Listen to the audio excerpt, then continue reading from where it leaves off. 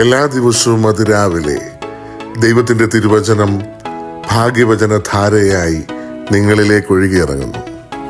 ഭാഗ്യവചനധാര എന്ന ഈ channel subscribe ചെയ്യാത്തവർ ഇന്ന് തന്നെ സബ്സ്ക്രൈബ് ചെയ്യുക. ഞങ്ങൾ അപ്ലോഡ് ചെയ്യുന്ന തിരുവചന സന്ദേശങ്ങൾ യഥാസമയം നിങ്ങൾക്ക് ലഭിക്കുന്നതിനായി ബെല്ലൈക്കൺ അമർത്തുക. ദൈവം നിങ്ങളെ അനുഗ്രഹിക്കട്ടെ.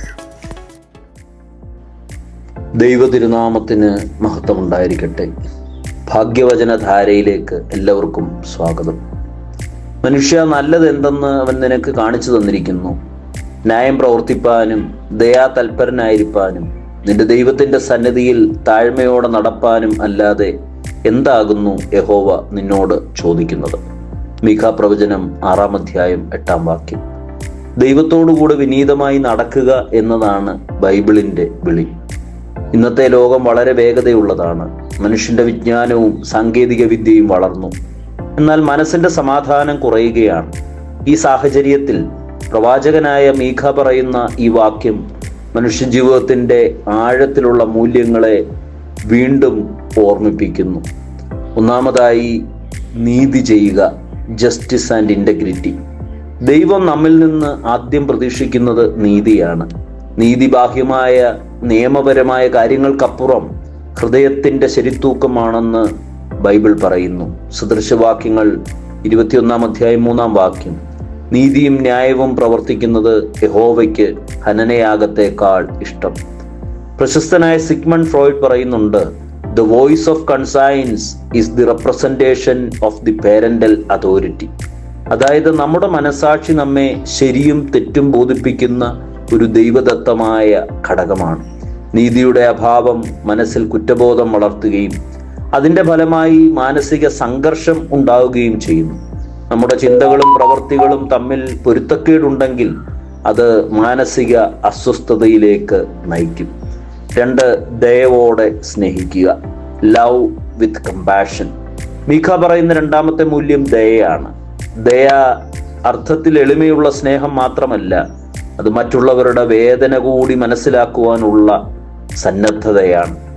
മത്തായി 5:7, കരുണയുള്ളവർ ഭാഗ്യവാന്മാർ, അവർക്ക് കരുണ ലഭിക്കും. കാൾ ജോർജേഴ്സ് തൻ്റെ പഠനത്തിൽ പറയുന്നുണ്ട്, real change occurs when A person feels accepted and understood. അതുതന്നെയാണ് യഥാർത്ഥ ദയയുടെ മനഃശാസ്ത്രപരമായ രൂപം, അവബോധമുള്ള സ്നേഹം. ദയയില്ലാത്ത ഒരു സമൂഹം വ്യക്തിഗത സ്വാർത്ഥതയുടെയും മാനസിക അകലംപിടുത്തത്തിൻ്റെയും ഇരയാകും. ദയയുടെ അഭാവം നമ്മെ വിഷാദം, ഒറ്റപ്പെടൽ, നിറവില്ലായ്മ എന്നിവയിലേക്ക് നയിക്കുന്നു. യേശുവിൻ്റെ ജീവിതം തന്നെയാണ് ദയയുടെ പ്രതീകം. രോഗികളെയും പാപികളെയും അവൻ പരിഗണിച്ചു, അവരുടെ മനസ്സിൻ്റെ വ്രണങ്ങൾ സുഖപ്പെടുത്തി.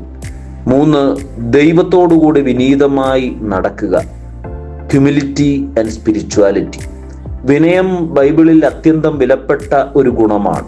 സെന്റ് അഗസ്റ്റിൻ പറയുന്നു, humility is the foundation of all other virtues. Ego എന്ന ആശയം നമ്മൾ എപ്പോഴും കാണുന്നു. എന്നാൽ ആത്മാവിൻ്റെ വളർച്ച ഈഗോയുടെ ട്രാൻസെൻഡൻസ് ആണ്, അഥവാ സ്വയം അതിജീവിക്കൽ എന്ന ഘട്ടത്തിലേക്ക് അത് നമ്മെ വഴി നടത്തുന്നു. യാക്കോബ് ശ്ലീഹ 4-ാം അധ്യായം 6-ാം വാക്യത്തിൽ പറയുന്നു, എന്നാൽ അവൻ അധികം കൃപ നൽകുന്നു, അതുകൊണ്ട് ദൈവം നിഗളികളോട് എതിർത്തു നിൽക്കുകയും താഴ്മയുള്ളവർക്ക് കൃപ നൽകുകയും ചെയ്യുന്നു. വിനയമുള്ള മനുഷ്യൻ തൻ്റെ പരിമിതികളെ തിരിച്ചറിഞ്ഞ് ദൈവത്തെ ആശ്രയിക്കുന്നു.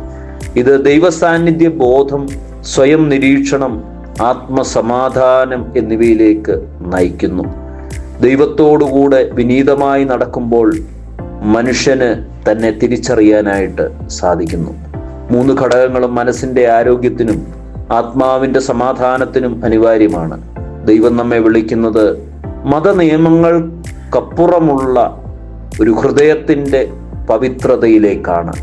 ദൈവം നിങ്ങളെ എല്ലാവരെയും അനുഗ്രഹിക്കട്ടെ.